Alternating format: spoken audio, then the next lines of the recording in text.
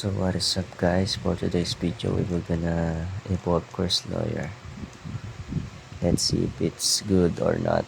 I hope it's that he's good. So guys, hope you like and share and follow this video. Thank you so much. So yeah, let's proceed to his passive. Let's see. So for his passive without evolve is, it's not that kinda good, but it will be helpful because of the damage. So let's see. Let's evolve him first so that we can see his second passive. There's the requirements.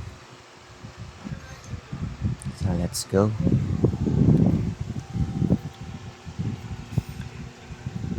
I hope you're good.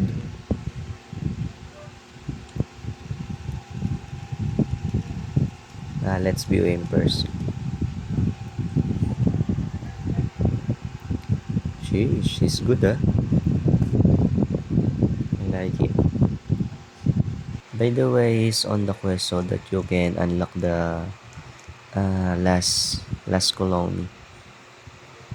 So we really need to evolve him so that we can get this quest. There you go. So we need to unlock more, 3 more. So let's check his passive.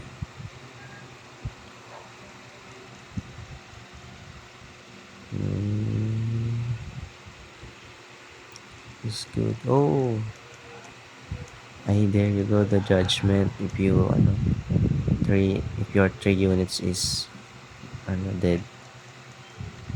Oh, it's good. Look at his passive. 1 HP remove, max HP, and 5. It will be killed already if it. Oh,